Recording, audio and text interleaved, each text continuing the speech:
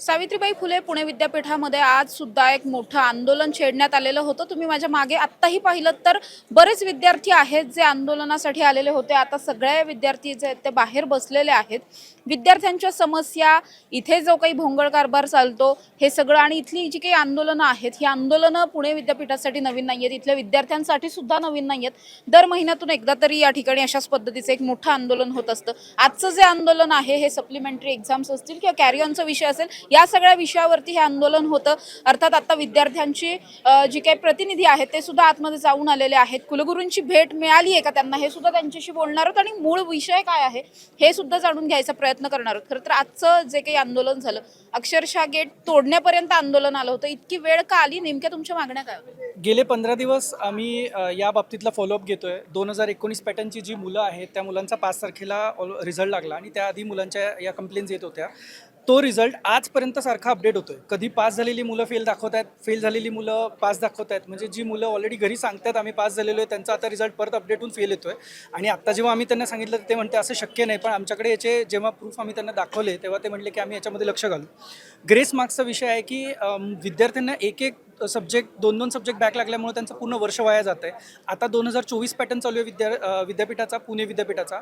तर 19 पॅटर्नची जी मुलं आहेत त्यांना एक सब्जेक्टमुळे बॅक लागल्यामुळे नंतर पुन्हा 2024 पॅटर्नमध्ये जातानाच्या ज्या अडचणी आहेत त्या अडचणी येऊ नयेत म्हणून आम्ही एक्झाम घ्या अशी एक छोटीशी त्यांना विनंती करतोय। आणि ही विनंती आम्ही ऑलरेडी 2022-2023ला केली होती, तेव्हा पण ही मागणी मान्य झाली होती। पण अचानक आता जेव्हा मुलं सांगतात त्यांना एक डेडलाईन दिली जाते, त्या डेडलाईनमध्ये आम्हाला कुठलीही अपडेट न आल्यामुळे आज मुलांची संख्या तुम्हाला इथे दिसत आहे।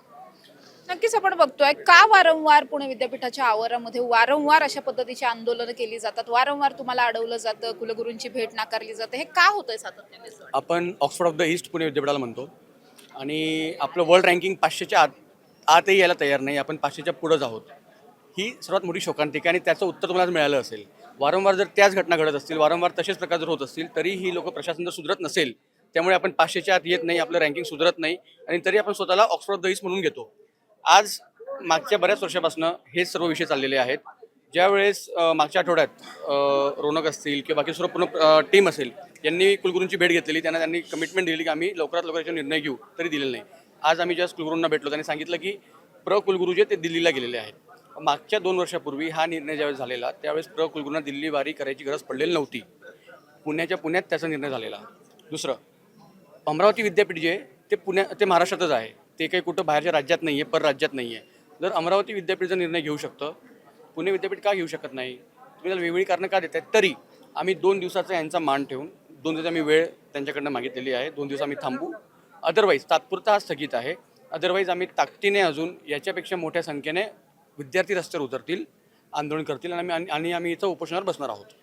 काय झालंय आज नेमकं हे सगळं आंदोलन जे छेडलं गेलं, 2-3 तास आंदोलन चाललं आणि त्यानंतर गेटवर सुद्धा अडवण्यात आलं होतं, त्यावेळी नेमकं काय घडलं? गेटवर आम्ही मागच्या आठवड्यात पण आलो होतो, त्यावेळेला पण आम्हाला अशाच प्रकारची अडवणूक केली होती। आत्ता पण आम्ही पोलिसांचा मान राखून अर्धा तास थांबलो। शहरातली गुन्हेगारी कमी करायला यांच्याकडे पोलीस नाही आहेत, पण विद्यार्थ्यांना शिकायचं आहे, त्यांचं वर्ष वाया घालवायचं नाही आहे, तर विद्यार्थ्यांना अडवण्यासाठी यांच्याकडे पोलीस आहेत। आज विद्यार्थी जर 1 वर्ष वंचित राहिला शिक्षणापासून, तो गुन्हेगारीकडे जाईल, बेरोजगारी वाढेल आणि बाकीच्या सगळ्या गोष्टी जे काय सोशल इश्यूज त्यातून तयार होतील। त्यांचं 1 वर्ष वाया जायला नको म्हणून 20,000 विद्यार्थ्यांना तुम्ही रेग्युलर करा। आणि हे विद्यापीठाचे एरर आलेले आहेत, काही विद्यार्थी कालपर्यंत पास होते, आज नापास आहेत, जे नापास होते आज पास आहेत त्यांनी अपडेट केल्यावर। मग हे सिस्टीम एरर कोणाचं आहे? विद्यापीठाचं आहे। विद्यापीठाचं बजेट जर तुम्ही पाहिलं तर एखाद्या महानगरपालिका एवढं यांचं बजेट असू शकतं छोट्या, तर एवढं महानगरपालिका एवढं बजेट असून सुद्धा हे विद्यार्थ्यांसाठी का नाही काम करत आहेत? विद्यार्थ्यांना का हे संभ्रमामध्ये पाडतायत? आणि मागच्या वेळेला यांनी सांगितलं होतं की सप्लिमेंटरी एक्झाम आम्ही देण्याचा प्रयत्न करतोय, त्याच्यानंतर आम्ही आत्ता आलो आहोत की तुम्ही जर तेव्हा 4 दिवसामध्ये नोटिफिकेशन काढली नाही तर आम्ही आंदोलन करू। त्याच्यानंतर आम्ही आज इथं आलो आहे, तेव्हा पण आम्हाला बाहेर अडवलं, विद्यार्थ्यांना धक्काबुक्की केली, पोलीस आले, पोलिसांनी त्यांना हे केलं, दबाव टाकला। म्हणजे गुन्हेगारांना तुमच्याकडे पोलीस नाही आहे, विद्यार्थ्यांसाठी तुमच्याकडे पोलीस आहेत, विद्यार्थ्यांना तुम्ही मारण्याचं काम करताय याच्यामार्फत, हेच स्पष्ट होतंय। काही विद्यार्थी सुद्धा आहेत, काय नेमक्या समस्या येतात या सगळ्या निर्णयांमुळे किंवा जो निकाल बदलतोय वारंवार? निकाल तर सारखंच बदलत आहे. आता आम्ही इतक्यात आल्यावरती एक जणाचा रिझल्ट बदलला. आत्ता मागे जयकर लायब्ररीच्या तिथं उभा होतो त्यावेळेस, म्हणजे युनिव्हर्सिटीच्या आवारात आल्यानंतर पोरांचे रिझल्ट बदलत आहेत. अगोदर ते बॅक होते, घरी त्यांनी सांगितलं बॅक लागलेत, वायडी पडलोय. आता आम्ही बघितलं, बसल्या बसल्या चेक केले रिझल्ट, तर त्यांचे ऑल क्लिअर होत आहेत. तर हा काय विषय आहे? प्लस दुसरा पॉईंट ग्रेस मार्क. हे म्हणतात की ग्रेस मार्क हा विषय एक पूर्णपणे सिस्टीम जनरेटेड कॉन्सेप्ट आहे, त्यावरती आम्ही काही बोलू शकत नाही. तर तुमची सिस्टीम अशी कशी आहे की 14-14, 18-18 मार्कावरती ग्रेस मुलांना भेटत आहेत, आमचे 19, 20, 24 मार्कावरती आम्हाला ग्रेस भेटत नाहीत. तर आमची काय चुकी आहे याच्यात? आणि प्रत्येक वेळेस आम्ही ज्यावेळेस रिझल्ट लागला, मुलं 1 तारखेला कॉलेज चालू झाले म्हणून जे सुरुवातीला आले होते, रूमवरती एक एकटे जण होते, रिझल्ट बघितला. आम्ही मुलांना, आमच्या मित्रांना कसं हँडल केलंय, जे एकटे होते ते आम्हाला माहिती आहे. मुलांची सिच्युएशन सुसाईडपर्यंत गेली होती. आम्ही त्यांना हँडल कसं केलंय आमच्या मित्रांना, ते आम्हाला माहिती आहे. इथं बसून युनिव्हर्सिटीमध्ये काय समजणार नाही तो विषय. का तर फक्त एक सब्जेक्ट वायडी आहे आणि 2-3 मार्कासाठी वायडी पडतोय. आणि आम्ही 4-4, 5-5 दिवस आज जागून अभ्यास केलाय पूर्ण. जरी क्रिटिकलला एकही क्वेश्चन रिपीटेड नव्हता यावेळेस पेपरमध्ये, एकही क्वेश्चन रिपीटेड नव्हता. पूर्ण पेपर पॅटर्न नवीन काढलाय. ठीक आहे, नवीन काढला असू द्या, पण तिथं सुद्धा विषय काय होतोय तुमचा, ग्रेस मार्क 7 मार्काचा ग्रेस असतो आपल्याला. पर्सेंटेजनुसार बघायला गेलं तर 7 मार्काचा ग्रेस असतो. मग मुलांना 24-24 आणि 26-26 मार्कावरती ग्रेस भेटत का नाही? अशी कोणती सिस्टीम आहे तुमची की 18-18 आणि 14-14 मार्कवाल्यांना ग्रेस मार्क देऊन तुमचे पासिंग होतंय? जिथं 7 मार्काचाच ग्रेसचा कंडिशन आहे, तिथं 14 वरून कुणाचे 30 होत आहेत, कुणाचे 32 होत आहेत, कोण 40 पर्यंत जात आहे 14-18 मार्कावरनं. आणि जे 2-3 मार्कासाठी सब्जेक्ट राहत त्यांना का ग्रेस भेटत नाही?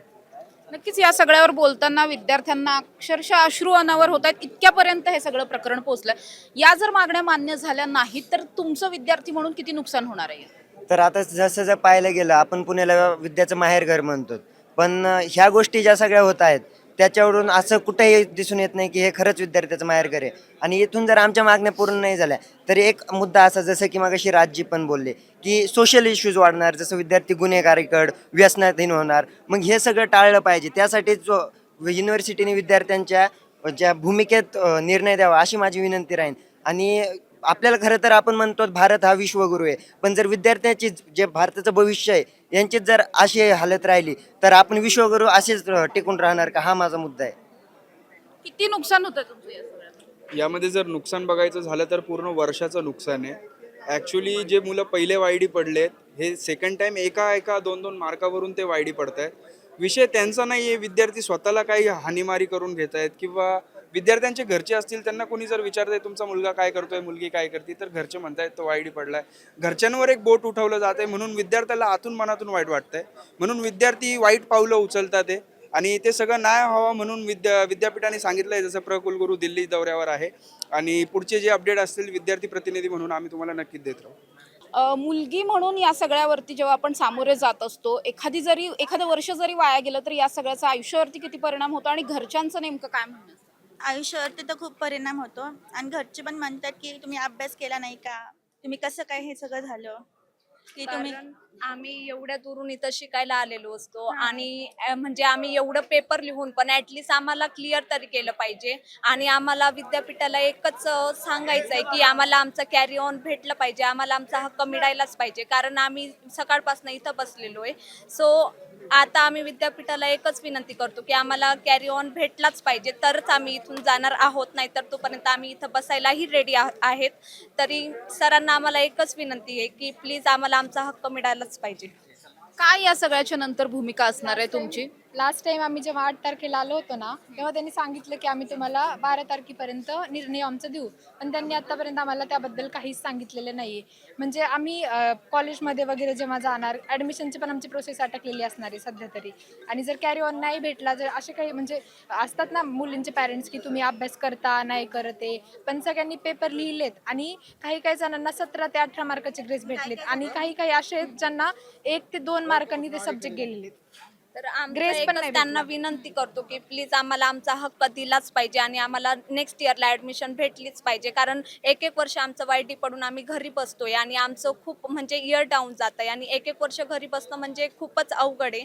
तर आम्ही त्यांना एकच विनंती करतो की आम्हाला आमचा हक्क मिळवूनच द्या आणि तरच आम्ही इथून जाणार आहोत. किती समस्या येतात या सगळ्या टेक्निकल इश्यूजमुळे? वारंवार अशा पद्धतीच्या घटना विद्यापीठात घडत असतात.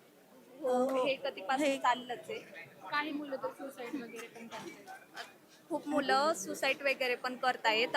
म्हणजे बऱ्याच जण मुलांनी ह्या वाईटी पडल्यामुळे सुसाईडचं पण ट्राय केलं. तर ह्या असल्या गोष्टी घडल्या नाही पाहिजे आणि मुलांचं आयुष्य खराब नाही झालं पाहिजे म्हणून आम्ही त्यांना आंदोलन घेऊन आलेलो आहे. कारण एक अमरावतीची युनिव्हर्सिटी आहे, त्यांनी मुलांना कॅरी ऑन दिलं, त्यांना आंदोलनाची गरज पडली नाही. तर आम्हाला पण असं म्हणायचं आहे की तुम्ही आम्हाला आंदोलनाची गरज पाडू देऊ नका आणि कॅरी ऑन आमचा हक्क आम्हाला मिळवून द्या, बस एवढंच आम्ही बोलू शकतो. जर हे कॅरी ऑन दिलं नाही तर मात्र तुमचं किती नुकसान होईल या सगळ्यामुळे?